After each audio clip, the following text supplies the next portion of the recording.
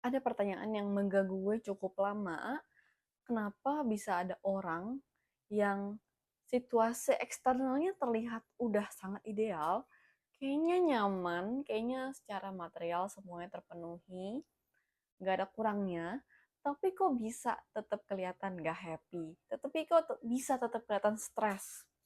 Sedangkan di satu sisi ada orang yang mungkin lingkungan eksternalnya itu jauh dari kata ideal, secara material juga mungkin nggak secukup itu, nggak senyaman itu, tapi kok kayaknya orangnya happy-happy aja, orangnya kayaknya dari luar enjoy-enjoy aja, hidupnya tuh peaceful. Kenapa? Itu pertanyaan yang cukup mengganggu gue sekian tahun, sampai akhirnya baru-baru ini gue menemukan jawabannya. Kenapa bisa ada orang yang cenderung gak happy dan ada orang yang cenderung happy, apapun situasi hidupnya. Ini hasil observasi gue sendiri. Yang pertama, karena beda pandangan tentunya. Orang yang cenderung gak happy, walaupun secara eksternal semuanya terpenuhi, semuanya ideal, semuanya bagus, nyaman, tapi mungkin dia melihat suatu masalah atau suatu hal dalam hidupnya tuh sebagai kegagalan. Dia kalau ngelihat ada masalah, pasti langsung mikirnya, wow, this is the end of the world. Inilah akhir hidup gue. Oh, gue nggak akan bisa nyelesainnya. Ini terlalu besar dan sebagainya. Isi pikirannya tuh cenderung negatif. Sedangkan orang yang dari luar cenderung happy, ini tuh kalau dihadapkan dengan suatu situasi atau masalah, mereka biasanya cenderung mikirnya lebih positif. Mikirnya, oke, mungkin sekarang kita nggak tahu solusinya, nggak tahu cara nyelesainnya gimana, tapi pasti ketemu jawabannya kok. Sama-sama kita cari yuk, sama-sama kita pikirin jalan keluarnya. Jadi mindsetnya itu apa yang bisa dilakuin? Bukannya ruminating, bukannya berkutat sama, oh, gue nggak tahu, gue nggak bisa. Jadi bukan berpikir negatif, tapi berpikirnya positif. Orang-orang yang cenderung lebih happy nih kalau ngelihat masalah tuh cenderung lebih objektif ya. Nggak ngelihat itu sebagai identitas diri atau ada pengaruh sama nilai dirinya. Ya ada masalah, ya udah masalah aja di luar. Bisa diselesain, bisa dicari jalan keluarnya, bisa diusahain. Beda kalau orang yang cenderung lebih nggak happy tuh pasti beberapa gue notice itu biasanya menyangkut pautkan sama nilai dirinya, sama identitas dirinya. Kalau ada suatu masalah bisa mikir, aduh gue orang yang gagal, gue nggak bisa nyelesain masalah ini. Gue orang yang bermasalah, gue orang yang begini, begitu, karena bisa ketemu masalah kayak gini dan gue nggak tahu cara nyelesainnya gimana. So, mereka ngelihat diri mereka itu dari apa yang mereka lihat di luar mereka. Beda kalau orang yang lebih happy, mereka tahu diri mereka siapa, nilai dirinya seperti apa. Jadi apapun yang terjadi di luar, itu nggak akan mempengaruhi nilai dirinya atau siapa dirinya di dalam. Dari sini lanjut ke pengamatan kedua gue, yaitu orang-orang yang cenderung gak happy itu karena menganggap hidup itu terlalu serius. Bukannya gue bilang jadi nganggap atau ngelihat hidup tuh jadi kayak bercanda atau main-main, nggak gitu. Tapi maksudnya menyangkut poin yang pertama tadi, karena mereka ngerasa itu ada sangkut pautnya sama nilai dirinya, sama siapa diri mereka, mereka jadi ngerasa this is the end of the world. Jadi karena isi pikirannya udah keburu negatif, mereka jadinya tegang, jadinya nggak bisa relax, jadinya serius banget melihat suatu masalah, melihat suatu rintangan dalam hidup. Padahal kenyataan ya dalam hidup tuh pasti akan selalu ada masalah, akan selalu ada hal yang nggak menyenangkan yang terjadi. Dan kita nggak bisa pungkirin, kita nggak akan bisa elakkan, nggak bisa terhindarkan dari itu. Dia maunya hidup tuh harus selalu mulus, harus selalu perfect. Tapi ya kenyataannya nggak bisa kan. Nggak ada hidup yang 100% mulus atau perfect. Pasti ada yang namanya sakit, pasti ada yang namanya tua, ada yang namanya gagal, bikin kesalahan, ditinggal orang yang disayang, entah cuma ditinggal begitu aja atau ditinggal meninggal. So, it's a mix, it's a lot of miseries, a lot of unfortunate things happening around us. Dan orang-orang yang cenderung nggak happy, cenderung stres ya, karena mereka ngerasa ini harusnya nggak gini. Harusnya ada opsi yang lebih baik. Beda sama orang yang cenderung lebih happy, mereka biasanya lebih bisa rileks dalam hidup. Bukannya jadinya nggak ngapa-ngapain ya, nggak gitu, tapi lebih kayak ya lebih santai karena dia tahu atau mereka tahu bahwa ya dalam hidup pasti ada masalah, hidup nggak akan pernah mulus dan ya itu realitanya. Jadi karena mereka tahu segala sesuatu ada waktunya, ada masanya mereka nikmatin, ada masanya masalah datang dan emang mereka harus mencari cara putar otak buat menghadapi masalah itu. Jadi mereka lebih bisa legowo. Apa tuh bahasanya legowo? Ya, santai, lebih bisa rileks.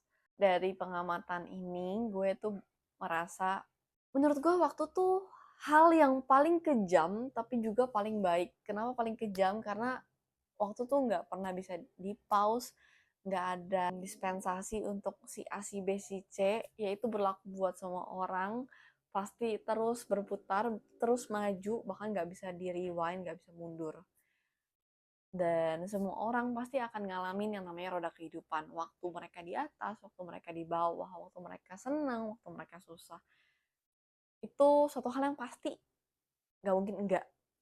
Tapi di saat yang sama, gue juga ngerasa waktu hal yang paling baik. Kenapa? Karena seiring berjalannya waktu, akan ada solusi yang ditemuin, akan ada closure yang ditemuin. Waktu bisa membawa pergi rasa sakitnya, rasa sedihnya, rasa kecewanya, menyembuhkan itu semua.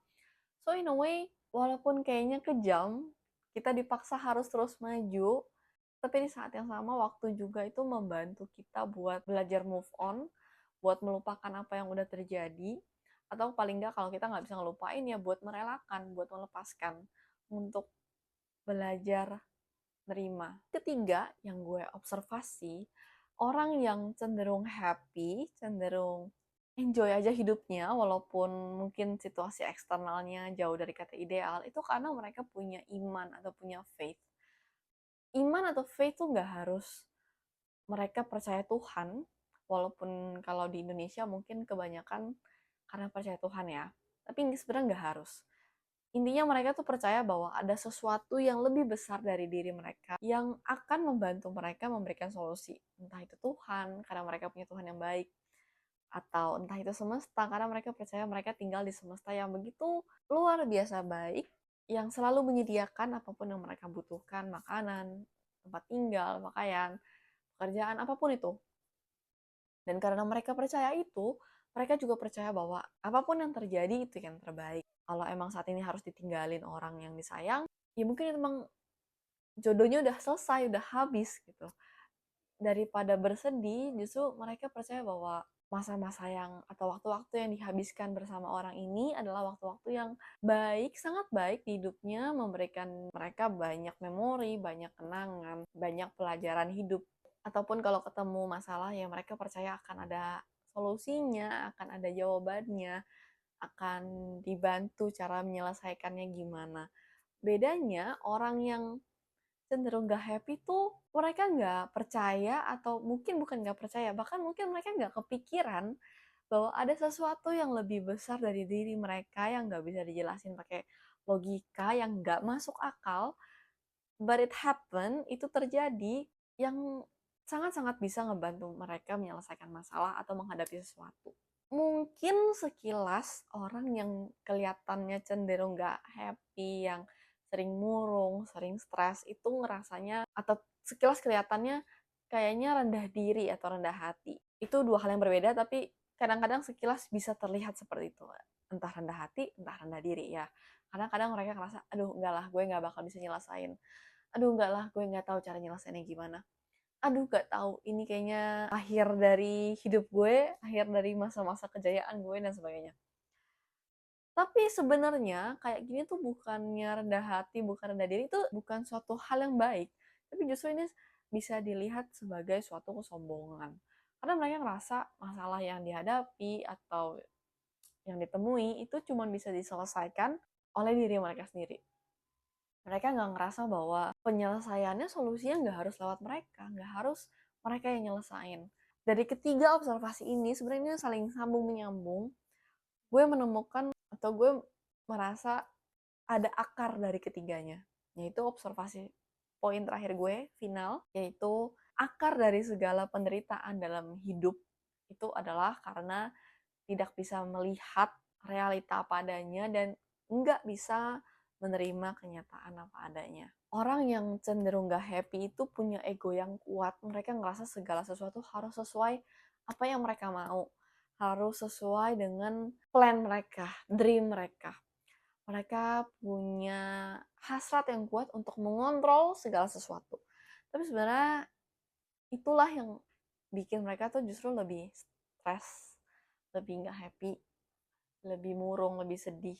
Karena mereka ngerasa mereka bisa mengontrol segala sesuatunya, dan ketika suatu hal tidak terjadi seperti yang mereka inginkan, ya itu bikin mereka jadi frustasi, jadi stres, jadi marah. Beda kalau orang yang lebih happy, lebih bisa enjoy hidupnya, apapun yang terjadi dalam hidupnya ya, itu karena mereka bisa melihat realita apa adanya. Itu tadi gue udah sebutin di poin-poin sebelumnya, bahwa mereka ngelihat suatu masalah ya secara objektif. Gak ada urusannya sama pribadi mereka. Masalah ya masalah. Itu hal eksternal. Juga mereka bisa menerima kenyataan apa adanya. Tadi juga gue sempat sebutin di poin-poin sebelumnya bahwa ya mereka tahu ini adalah waktunya untuk mereka menghadapi masalah itu. Tapi ada juga waktunya mereka nikmatin, ada juga waktunya mereka bersenang-senang. Mereka tahu siklus hidup, roda kehidupan, dan mereka bisa nerima. Mereka bisa nerima bahwa nggak semua hal harus sesuai dengan apa yang mereka mau, apa yang mereka pikirkan. Mereka percaya bahwa apapun yang terjadi adalah yang terbaik. Mereka juga fokus sama masa sekarang, dan gimana mereka bisa moving on, bisa moving forward, dan nggak terus berkutat atau nggak fokus sama masa lalu. Karena biar gimana pun masa lalu tuh nggak akan bisa diubah. Apa yang udah lewat, udah terjadi, ya udah. It's in the past. Kita cuma bisa belajar dari sana, melihat dari sana, bersyukur dari sana, and then we see what is our reality now. Apa sih kenyataan yang ada di dalam depan mata kita sekarang, dan gimana caranya kita bisa moving on. 4 poin ini gue observasi dari orang-orang di sekitar gue, termasuk dari diri gue sendiri. Karena gue sendiri berpindah dari fase atau masa dimana kayaknya tiap hari murung, stres, sedih, depressed, bener-bener gak ada happy-happynya deh waktu itu. Tapi beberapa tahun terakhir, setahun, 2 tahun, mungkin 3 tahun terakhir, gue justru berada di fase orang yang cenderung happy, cenderung peaceful, joyful, apapun situasi eksternal yang gue hadapin. Ya gak mungkin, mustahil kalau gue bilang setiap hari happy, gak pernah ada murungnya, ya gue juga masih manusia ya. Tapi most of the days, most of the time, gue udah gak lagi ada di fase yang murung terus atau stres terus, tapi gue udah ada di fase atau di masa dimana gue mulai bisa enjoy, mulai bisa senang-senang, lebih bisa relax, walaupun mungkin masalah yang ada di depan mata kelihatannya besar. Kalau Aini yang dulu melihat masalah itu mungkin akan panik, pusing, stres, kayak aduh gimana nih nyelesainnya, apakah gue bisa, apakah ada solusinya, jawabannya, apakah gue bisa bangkit lagi, bisa happy lagi. Tapi kalau Aini yang sekarang ngelihat suatu masalah kayak it's okay, we'll figure it out. Mungkin jawabannya nggak instan, tapi pasti ada jawabannya. Dalam hidupku sendiri juga ada banyak hal yang nggak bisa dijelasin pakai logika. Banyak hal yang kayaknya pertolongan datang begitu aja. Gue juga nggak tahu gimana jelasinnya. But it happen. Beberapa hal, beberapa masalah dalam hidup, ya udah ketemu solusinya. Bahkan hal yang gue nggak pernah pikirin sebelumnya. Hal yang gue nggak tahu awalnya. Gimana ya harus nyelesainnya, gimana ya harus menghadapinya. Tapi ujung-ujungnya lewat juga tuh, selesai juga tuh. So, setelah belajar dan berkaca sama diri gue berapa tahun yang lalu, gue juga ngeliat orang-orang sekitar gue, karena biar gimana pun gue adalah makhluk sosial, gue hidup bermasyarakat dengan orang-orang lain, gue juga bisa berkaca dari mereka, lingkungan gue. Gue belajar untuk lebih positive thinking, lebih objektif lagi ngelihat suatu hal, melihat realita, melihat kenyataan, dan belajar buat terima kenyataan apa adanya. Gue berusaha buat menjaga energi, frekuensi, vibrasi gue tetap ada di energi yang positif, level yang positif. Kenapa? Karena gue percaya setiap manusia punya vibrasi, punya frekuensi, dan ketika gue menjaga diri gue ada di frekuensi positif, vibrasi positif, energi yang positif, gue akan attract orang-orang yang juga ada di frekuensi yang sama-sama positif, sama-sama baik. Dan dengan begitu, gue juga akan menarik hal-hal yang juga ada di frekuensi yang sama, yang baik, yang positif, yang peaceful, yang joyful. Dan secara nggak langsung, itu juga bisa membantu gue buat menyelesaikan masalah-masalah yang gue sendiri kadang nggak tahu gimana sih harus nyelesainnya. Jadi kalau lo ada di situasi atau di posisi di mana sekarang lagi dihadapkan dengan masalah atau situasi keadaan yang kayaknya mau bikin lo sedih, murung, it's okay to feel sad, it's okay to feel disappointed, wajar manusia. Justru perasaan-perasaan itu nggak boleh di-deny, nggak boleh ditolak.